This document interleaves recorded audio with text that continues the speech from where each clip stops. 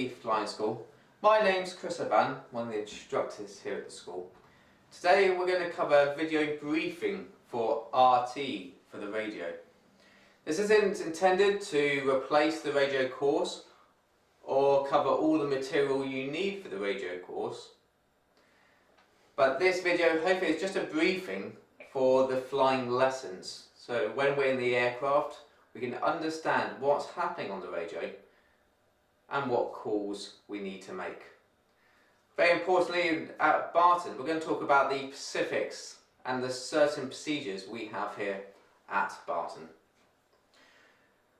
Now, as we go through the course, we find that radio call can be something quite alien to people, whereby starting to talk on the radio will take up some extra capacity we're building.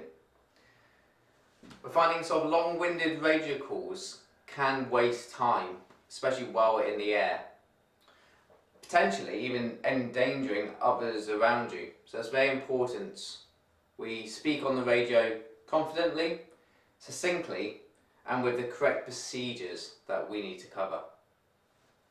Now, there are different types of stations around the UK, and it's important to know who we're talking to. As such, they will have different call signs, and each different station will have an impact on what we give them, so it's important to know the differences. Now, at the very lowest level, there can be no station at all. For this, aircraft use a safety comm frequency to be able to talk to each other, and this call sign could be used as traffic. Above that, there's air to ground, and these are run by air to ground operators. These are just information only. They can't issue any instructions or clearances. They're there just to provide information for safe conduct of flight on the airfield in use or potentially any known traffic around. Above that is FISOs. FISOs can issue clearances and instructions on the ground, on the manoeuvring area, up to the holding point. Beyond the holding point, i.e. on the runway, and in the ATZ and locally around the airfield, it's an information-only service. On landing, after the ground roll is complete, then again they start issuing instructions to aircraft. Now, the level beyond that is air traffic control, and these are run by controllers. They can have various different call signs, could be ground, tower, approach, different controllers doing different roles, normally at a complex, busy airfield. These are only run by licensed controllers, and they will issue instructions, clearances which must be followed. The air-to-ground and operators and FISO can relay instructions through themselves. So an air traffic controller can relay an instruction through a FISO. For example, an airways clearance. Any clearance you get which is relayed on has to be treated, however, as a clearance from that controller. So although it's relayed through an air-to-ground operator, you have to treat that clearance as from the air traffic controller. Here at Barton, we have FISOs in our tower. So they provide an aerodrome flight information service. Call sign for that is information, and they can provide a flight information service, and you may also hear this is called a basic service during our lessons. Now again, a FISO will issue instructions to aircraft on the ground, on the manoeuvring area up to the holding point. On the runway and in the local area, it is just an information service. Information for the safe conduct of aerodrome traffic. Now again, FISOs can relay clearances, and here at Barton you may hear that coming from Manchester Airport. So an aircraft that wants to go into the airways locally around Manchester, an air traffic controller at Manchester Airport will relay an airways clearance through that FISO. Again, if we happen to be that pilot, that clearance has to be treated as an instruction from Manchester air traffic. Now the limitations we have of FISOs is commonly we are at busy airfields, and the reason they are giving instructions on the ground is so that they can coordinate all the different types of aircraft we have. Now here at Barton we have microlights, we have the light aircraft which you are doing the lessons in, we have helicopters and helicopter training schools, we have the air ambulance and the police helicopter, and they can have priority and be on priority requests. So it's very important that these are coordinated. Now another limitation that they are giving us clearances on the ground, so we must adhere to these and read them back.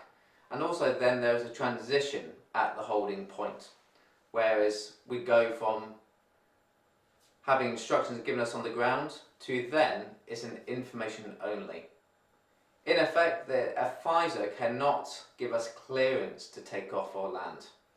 So we have to then transition to using our judgment and abiding by the rules of the air. Now, also talking about Barton, we have a couple of other specifics to this airfield. We have a conspicuity squawk, which is 7365. This squawk is for any radar controller at Manchester or Liverpool will see that an aircraft is in communication with Barton. The FISOs will tell an aircraft to squawk, i.e. put the code in the transponder, and only at that point the air traffic controller will see it on their screens. If for whatever reason that Manchester ATC wanted to get hold of the aircraft, they would see an aircraft with the correct squawk, the 7365, could pick up the phone, speak to the FISOs, and then relay a message to the aircraft.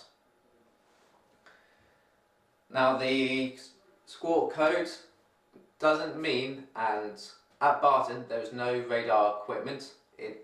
Barton cannot give any type of radar service.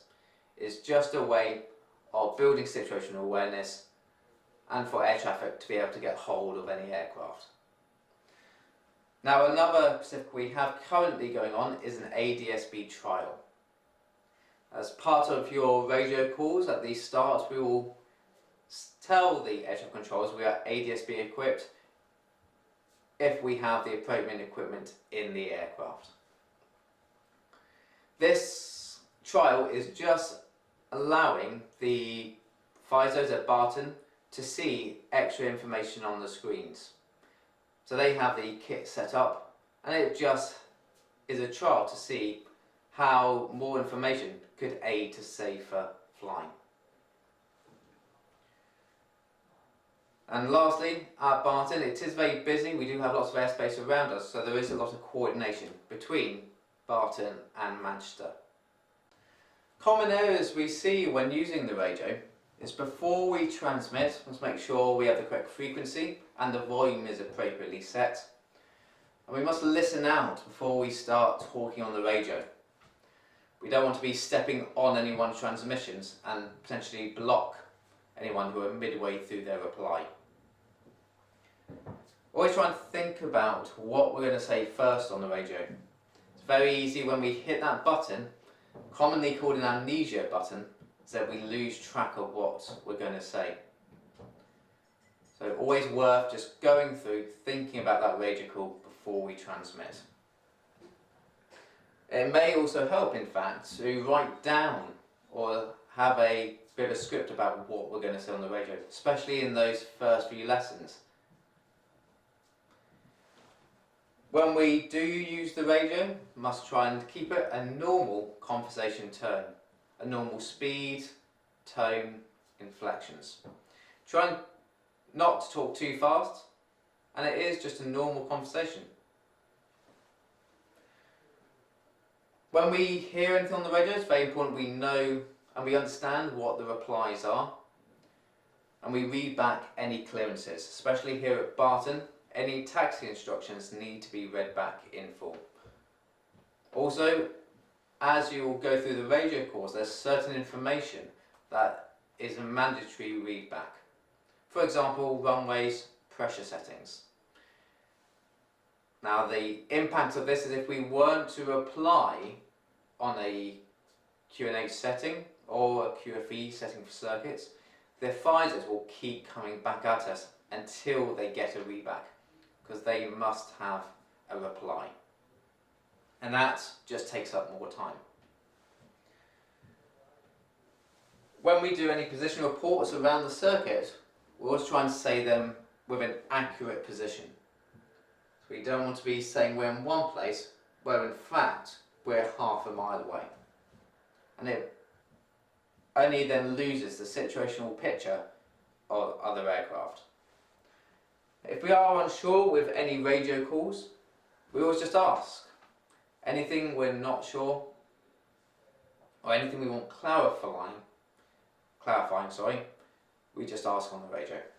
We're going to go through some examples of radio calls around the circuits during a lesson here at Barton. One last specific at Barton, we have a computerized ATIS. So where we can see the airfield information, the runway in use, before we actually start speaking on the radio. At larger and more complex airfields, we can get it over the radio as well. Now we're going to go through two scenarios, one where we do have the ATIS and one where we don't.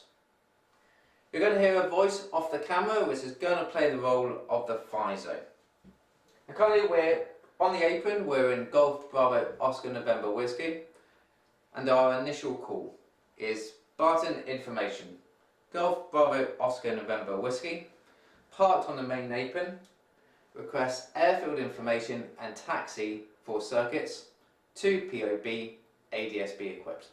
Golf Bravo Oscar November Whiskey, runway 26 right, right-hand circuit, QFE 1013, squawk 7365. 26 right, circuit right hand, QFE 1013, squawk 7365. Golf Bravo Oscar November Whiskey. Golf Bravo Oscar Whiskey, cross runway 32 to holding point Alpha 3. Cross runway 32, taxi to holding point Alpha 3. Golf Bravo Oscar November Whiskey. Now on that, he gave us the initial part, which was just the airfield information. Once we read that back, he then came back to us with the taxi clearance. Now our second example of an initial call is where we do have the ATIS. And I've looked on the computer screens in the flying school. It is information alpha, which is giving us 26 right, the circuit right hand, and the QFE is 1013. So all I need to give the FISO is the ATIS designator of alpha and the pressure setting. So for example, Barton information, Golf Bravo Oscar November Whiskey, parked on the main apron with 2 POB, information alpha, QFE 1013, request taxi for circuits ADSB equipped. Golf Bravo Oscar November Whiskey, squawk 7365, cross runway 32 to holding point Alpha 3. Squawk 7365, cross runway 32, taxi to holding point Alpha 3, Golf Bravo Oscar November Whiskey. So again, all he came back to us with the squawk and then the taxi instruction. Now from that, we would then taxi the aircraft to the holding point. We would position the aircraft so we could see the final approach. We must make sure that, as best we can, that approach is clear before we make our request on the radio, otherwise it blocks up more time. So once that approach is clear, our radio call is Golf Bravo Oscar November Whiskey at Alpha 3, ready for departure. Golf November Whiskey, runway 26 right, take off at your discretion, surface wind 260, 10 knots. Taking off 26 right, Golf November Whiskey. And notice on that call, I abbreviated after the FISOs had initiated the abbreviation. So that is the first potential call that could be made. There's a couple of different types of scenarios that may happen at that holding point. So in that case, we confirmed the approach was clear. He gave us takeoff at our discretion. It is not a clearance, so we must abide by the rules of the air and use our judgment to cross the holding point and take off. Now the second case is that an aircraft could have just landed and still be exiting the runway. So our radio call initially is the same. So it's Golf Bravo Oscar November Whiskey at Alpha 3 ready for departure. Golf November Whiskey, runway occupied, report lined up 26 right. Lining up 26 right, Golf November Whiskey. Now again, we've just told him our intentions of we're just lining up on 26 right. Now the third scenario is there could be an aircraft still in the approach but we haven't spotted. So for example, Golf Bravo Oscar November Whiskey at Alpha 3 ready for departure. Golf November Whiskey, hold position. Hold position, Golf November Whiskey. Now in this case we must stay where we are. We must not cross the holding point. And very important, we just hold our position. Once the traffic is passed, it is likely then the fighters will come back to you when it's safe to do so. Now from the crossing the holding point, the FISO again becomes an information service only on the runway and around the ATZ for the safe conduct of flight. We talked about doing accurate position reports. Now these are around the circuit are upwind,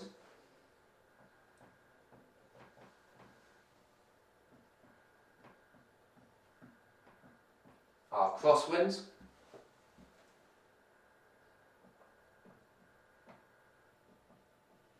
the downwind leg,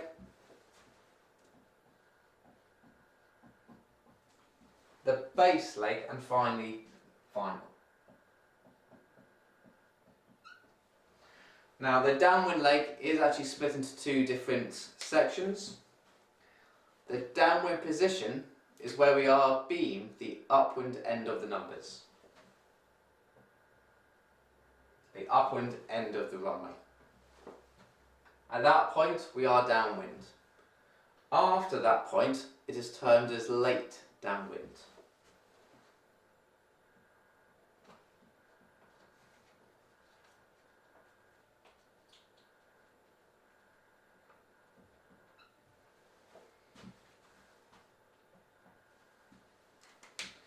So in our example, we have taken off, we're now on the downwind leg,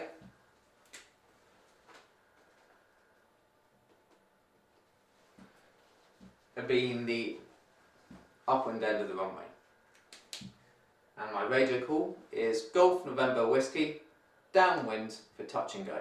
Golf November Whiskey, one ahead, report final. Wilco, Golf November Whiskey. So he's told me there's one aircraft ahead, just for our situational awareness. And he asked me to report on the final leg. I said Wilco, which means will comply with that request. FISOs, it is only a request for position reports. It is not necessarily an air traffic control instruction.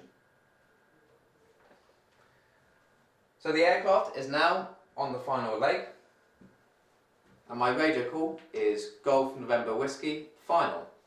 Golf November Whiskey, 26 right, touch and go at your discretion, surface wind 260, 10 knots. Roger, touch and go, Golf November Whiskey. And again, FISOs, they can't give us clearances to land, so he told me to touch and go at our discretion. I replied with my intentions to always signify what our intentions are to do. So we did our touch and go, we climbed around the circuit again. At our standard position for downwind, we hear someone on the apron who's called up on the radio during the initial call. That can take 30 odd seconds. So our aircraft is now a bit further down the downwind leg.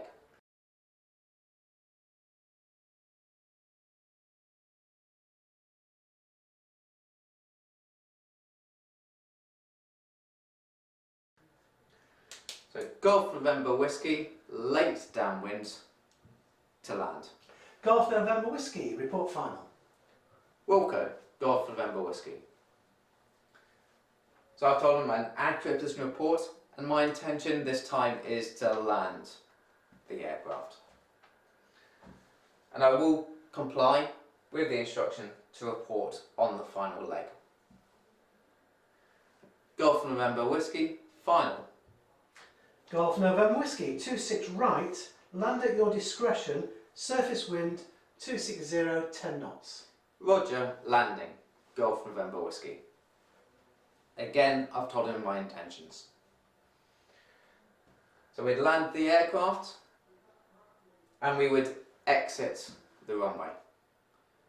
Only after the ground was completed that FISOs then must issue instructions to aircraft on the ground.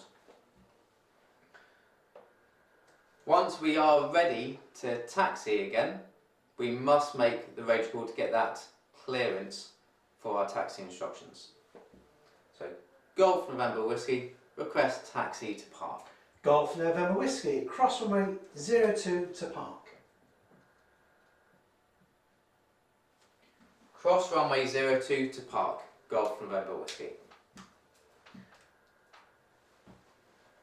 At Barton, that is to cross one of our runways, which is actually on the taxiway as well. Very important that when we are on the radio, we listen to what the response is. Another reply that could have happened there would be to hold at Bravo 2, where we don't have clearance to taxi across the intersection runway. So very important, we must listen to what the response is, in this case, and also the case when we're at the holding point before we take off. So that is examples of radio calls around the circuit here at Barton. If you do have any questions, always ask on the radio, or don't be afraid to talk to your instructor before you go, to be ahead and to always be thinking ahead and knowing what replies to expect. So thank you for watching. Goodbye.